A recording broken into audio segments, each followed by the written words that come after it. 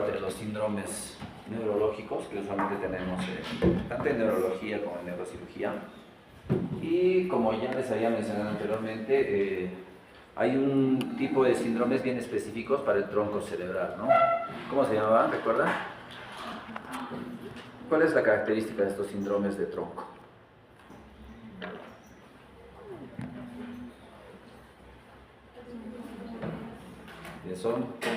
Pero tienen un nombre, ¿no? Son los síndromes alternos. Se llaman síndromes alternos. ¿Y por qué? ¿Por qué se llaman síndromes alternos? Hola, hola. Hola, Norma. Ya, pero ¿por qué es alterno? Porque si se lastima la parte derecha, la parte izquierda de la parte motora se... No, ¿qué más? Pero eso también pasa pasa en cualquier alteración de la vía piramidal, la vía contralateral que se altera. Pero ¿por qué los síndromes de tronco son los síndromes alternos?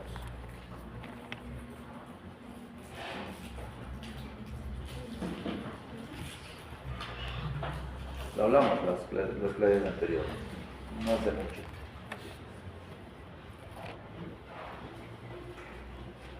Porque el déficit motor es diferente al déficit de los nervios craneales. Los nervios craneales son del mismo lado de la lesión, mientras que el déficit motor del resto del cuerpo es del lado contralateral. ¿Se entiende? ¿Se entiende o no?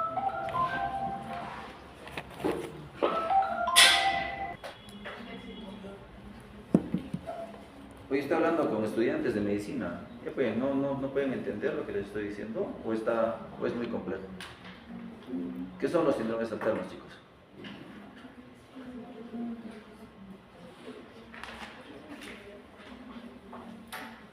Les acabo de explicar, pero no me están prestando atención. ¿Cómo? Es decir, motor donde la lesión es contralateral. Pero eso pasa en toda la vía piramidal, les estoy diciendo. ¿Por qué es alterno? ¿Por qué es síndrome alterno? Es diferente a los pares craneales. ¿Qué pasa con los pares craneales?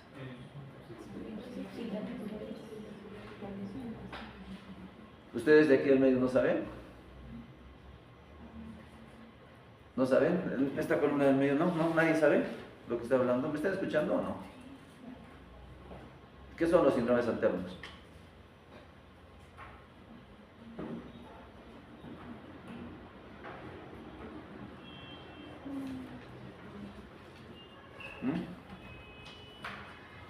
Chicas, ya pueden, despierten.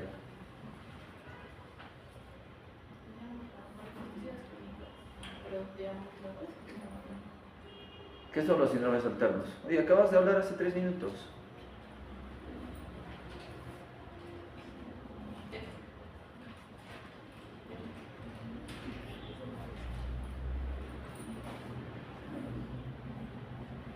Mire, si no van a prestar atención, ¿para qué vienen? Mejor váyanse nomás.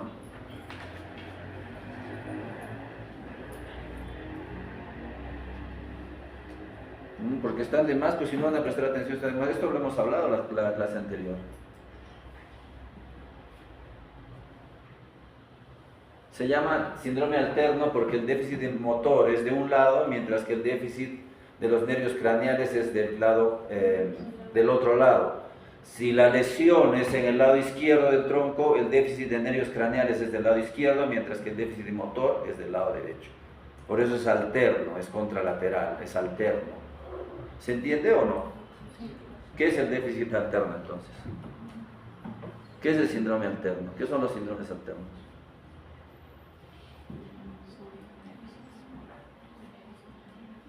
Cuando la manifestación clínica se evidencia del lado contralateral del lado opuesto. Cuando el déficit motor es de un lado, pero de los nervios craneales es del otro lado, por eso es contralateral.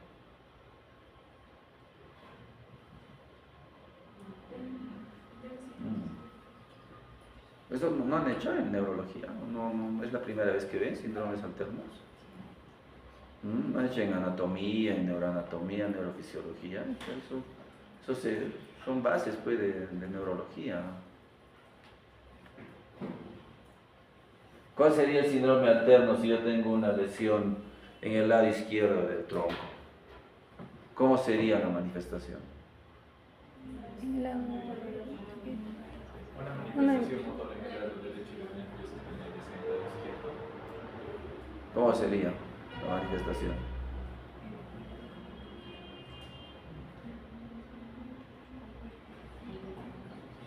Me parece auto. ¿Cuál es el síndrome alterno de esta lesión en el lado izquierdo del tronco? Una hemiplegia como tal del lado contralateral, no recibe la lesión y por los pares del mismo lado. Ya. Sí, está bien. Una lesión de los nervios craneales que sean del lado izquierdo y la lesión o la manifestación motora de la lesión motora en el lado derecho, ¿no es cierto? Ese es el síndrome alterno. No puedo creer, así hemos estado hablando en la clase anterior. Qué raro. Entonces, para localizar el nivel de la lesión del tronco, ustedes tienen que dividir el tronco en sus tres segmentos: el mesencéfalo, el puente y el bulbo. ¿Por qué? Porque a nivel de estas tres regiones pues están los diferentes nervios craneales. En el mesencéfalo estará el segundo, el tercer hasta el cuarto nervio craneal. En el tronco estarán el quinto, sexto, séptimo, ¿no? Por ahí puede ser el octavo. Y en el bulbo están los nervios craneales bajos. ¿Ok? Pregunta, entonces, si tenemos una lesión en la protuberancia izquierda, ¿cuál sería la manifestación del síndrome alterno?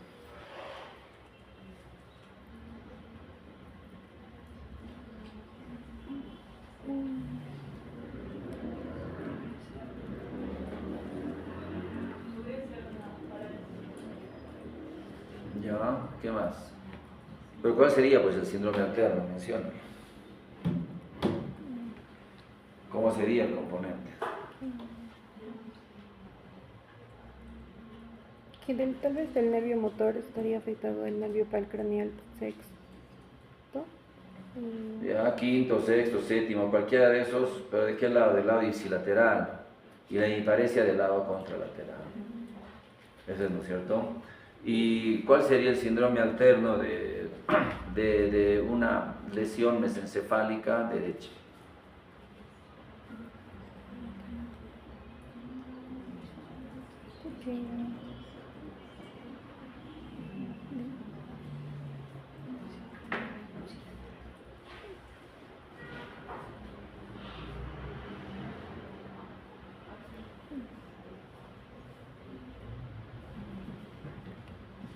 Vamos, ¿cuál sería la lesión alterna de una lesión mesencefálica, el síndrome alterno de una lesión mesencefálica derecha?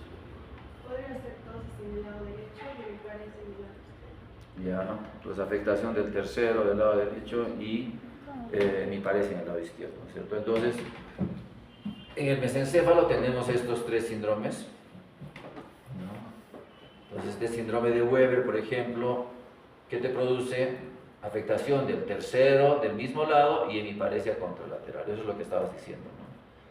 Entonces, es un síndrome de Weber, ¿ya? También aquí, en este caso, por ejemplo, cuando hay afectación del núcleo rojo, tendríamos este síndrome de Claude o síndrome de Benedict, donde existe la afectación del tercer nervio y en lugar de tener hemiparesia contralateral, pues hay movimientos anormales en mi cuerpo contralateral, ¿cierto? Un síndrome particular a nivel mesencefálico está en la región posterior del mesencéfalo, ¿ya? Donde descansan los tubérculos cuadrigéminos, ¿no? Y a nivel de estos tubérculos cuadrigéminos, pues están los núcleos de los movimientos conjugados de los ojos, ¿no? Para los movimientos conjugados. Entonces, cuando hay una lesión en esta zona o cuando hay una compresión de esta parte posterior del mesencéfalo por, digamos, un tumor pineal, entonces se produce este síndrome de Parinot, ¿no? Este síndrome de Parinot produce una parálisis de la mirada hacia arriba, una dificultad para la acomodación y la convergencia de los ojos y además por alteración de estos centros oculares, pues existe anisocoria y midriasis. ¿Ya? Este síndrome de Parinot es bien particular y casi bien específico de los tumores de la región pineal. ¿Ya? Síndrome de Parinot. Muy bien. Entonces esto en el mesencéfalo, ¿no? Donde generalmente el núcleo más grande es el núcleo del tercer nervio craneal y es el que se afecta. Luego, a nivel de la protuberancia, lo que ustedes decían, por ejemplo, ¿no es cierto? La afectación o el núcleo más grande en este caso es el del séptimo nervio craneal, ¿no? Y cuando existe este síndrome de Millar-Gubler, pues existe una afectación ipsilateral del séptimo nervio, ¿no? Y una hemiplegia contralateral. ¿Ok? Entonces el paciente tiene una afectación, una parálisis facial de un lado y una parálisis del hemicuerpo del otro lado. ¿No? Ese síndrome se llama síndrome de Millar-Gubler. ¿Okay? En la protuberancia general hay muchos otros síndromes más pequeños, especialmente en aquellos casos donde los pacientes presentan estos infartos lacunares de tronco, pero pues son raros, ¿no? Y los más frecuentes o el más frecuente generalmente es este, ¿no? El síndrome de Millar-Gubler. Muy bien. El quinto nervio craneal o el núcleo del quinto nervio craneal es amplio. Puede coger parte del mesencéfalo, generalmente está ubicado en la protuberancia, pero también puede descender hasta el bulbo raquídeo, ¿no? Entonces, lo mismo, fíjense, hay este síndrome vulvar medial que afecta el 12, el nervio craneal 12, es decir, va a producir una parálisis de la lengua del mismo lado y una hemiplegia del otro lado, ¿no? Entonces, este síndrome vulvar medial igual nos da un síndrome alterno con parálisis de la lengua ipsilateral y parálisis del cuerpo contralateral, ¿no es cierto? Una hemiparesia o una hemiplegia contralateral. Y este síndrome de Wallenberg puede afectar este quinto nervio ipsilateral, ¿no? Y también aquí menciona de que podría haber una alteración sensitiva cruzada, ¿no?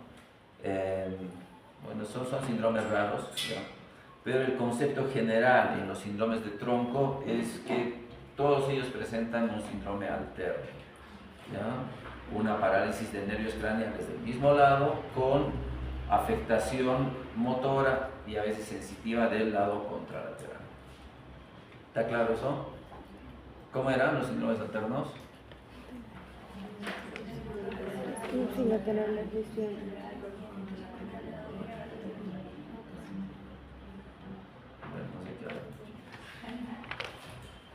Bueno, esta parte de la ataxia también ya la vimos anteriormente, ¿no? Recuerden, cuando un paciente tiene alteración en la coordinación, es decir, alteración en el equilibrio o la ataxia, ¿no?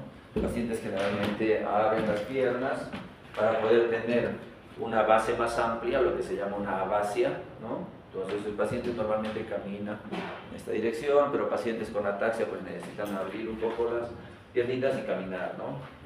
Para tener una mayor base. ¿Okay? Estos pacientes también pueden hacer, dependiendo del tipo de ataxia que presenten, pues pueden hacer dismetrías y otras cosas. En fin, cuando un paciente tiene este grado de inestabilidad, es decir, alteración del equilibrio, se balancea y necesita ampliar su base de sustentación, necesitamos pensar en tres alteraciones básicas: una alteración del oído, es decir, una alteración vestibular, una alteración cerebelosa, ¿no? Y una alteración del cordón posterior de la médula espinal, ¿no es cierto? Entonces, la diferencia entre estos cuadros es básicamente la asociación con otros signos y síntomas. Por ejemplo, si un paciente tiene una alteración una alteración vestibular, pues generalmente estos pacientes van a tener además náuseas, vértigo, vómitos, ¿no? Vértigo especialmente porque siente que todo se le cae. Y estos casos pues se van a asociar generalmente a infecciones del oído o síndromes de Meniere, ¿no? Se puede hacer algún examen un poco más preciso para el nistagmus. Generalmente estos pacientes no tienen nistagmus, no tienen alteraciones en el movimiento de los ojos, ¿ya? Y una valoración importante es que estos pacientes con alteración vestibular pues no van a, o van a mejorar cuando mantienen los ojos abiertos, ¿no?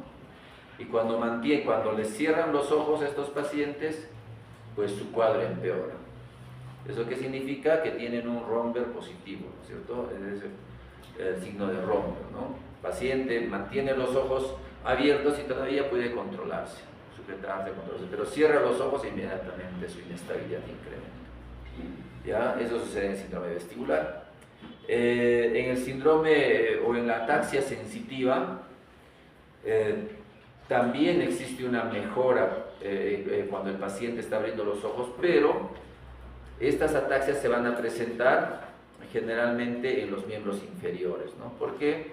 Porque la lesión tendría que ser medular alta, o sea, cervical, para afectar los miembros superiores.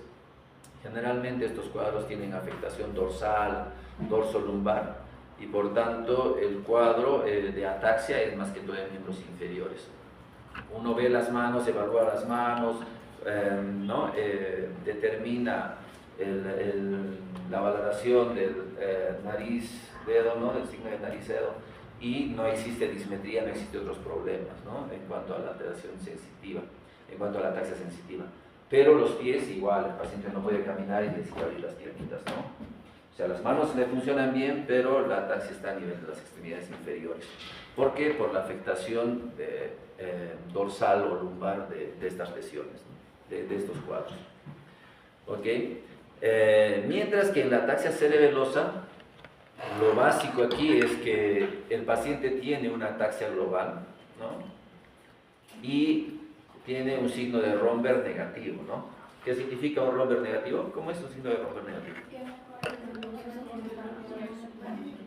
¿Cómo? Sí, hay inestabilidad con ojos abiertos.